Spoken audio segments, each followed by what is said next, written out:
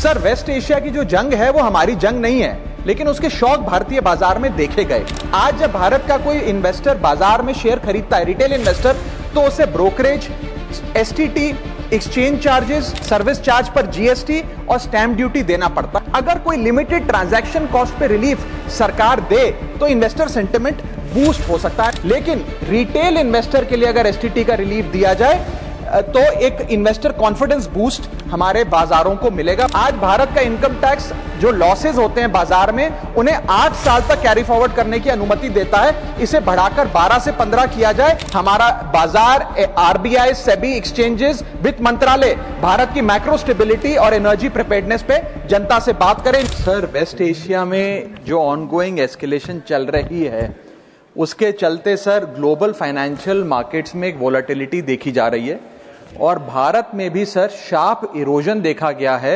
Investor wealth में। Sir, ये India का क्राइसिस नहीं है, इंडिया इस कॉन्फ्लिक्ट का हिस्सा नहीं है।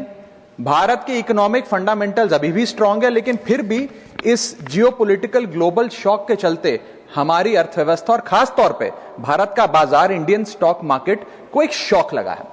सर, मैं बताना चाहूंगा कि 28 फरवरी जब पहली बार ये युद्ध शुरू हुआ, पहला एक्ट ऑफ अग्रेशन किया गया, तब से लेकर 23 फरवरी, दैट इज यस्टरडे, लगभग 48 लाख करोड़ रुपीस भारत के इन्वेस्टर्स के इरोड हो गए, मार्केट से गायब हो गए, शून्य हो गए।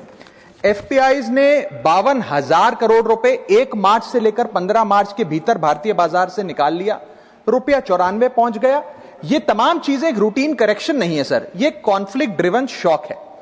मेरी चिंता है सर कि भारत में लगभग 13.5 करोड़ इन्वेस्टर्स हैं जो लगभग 21 करोड़ डीमैट अकाउंट्स के माध्यम से निवेश करते हैं, और खास तौर पे इस वर्ग में SIP investor, first time retail participant, salaried middle class और रिटायरीज जो लॉन्ग टर्म सेविंग्स के लिए निवेश करते हैं, उनकी चिंता है जो मैं सदन में व्यक्त करना चाहता हूं। सर, वेस्ट एशिया की जो जंग है वो हमारी जंग नहीं है, लेकिन उसके शौक भारतीय बाजार में देखे गए।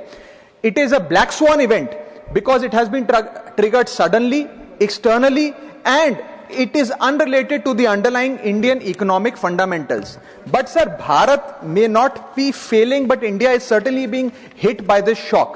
और मेरा सरकार से ये अनुरोध रहेगा that the government, when they encourage citizens to enter the global markets or the capital markets in particular, the government cannot disappear when external shocks hit the household wealth. इसीलिए मैं अनुरोध करता हूं कि कुछ रिलीफ भारत के इन्वेस्टर को सरकार द्वारा दिया जाए। पहला रिलीफ जो हो सकता है सर वो ये है कि रिटेल इन्वेस्टर को टारगेटेड रिलीफ दिया जाए।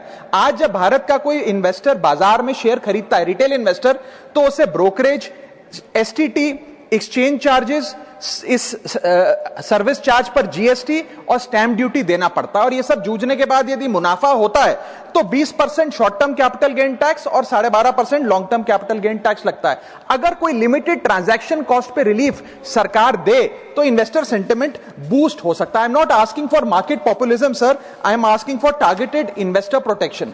मेरा दूसरा सुझाव है, अगर time bound STT relief retail investor को दिया जाए, एफएनओ सेक्टर को नहीं। एफएनओ सेक्टर में एसटीटी बढ़ाकर सरकार ने अच्छा काम किया, मैं सराहना करता हूं सरकार की, लेकिन रिटेल इन्वेस्टर के लिए अगर एसटीटी का रिलीफ दिया जाए तो एक इन्वेस्टर कॉन्फिडेंस बूस्ट हमारे बाजारों को मिलेगा, भारत के रिटेल इन्वेस्टर को मिलेगा। मेरा थर्ड सुझाव है सर कि कैपिटल लॉस को कैरी फॉरवर्ड करिए। समाप्त कर रहा हूं sir, I just need half a minute.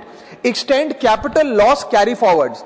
आज भारत का इनकम टैक्स जो लॉसेज होते हैं बाजार में, उन्हें 8 साल तक कैरी फॉरवर्ड करने की अनुमति देता है। इसे बढ़ाकर 12 से 15 किया जाए इस क्राइसिस विंडो में जो लॉस बुक हो रहा है। Sir, I am just finishing.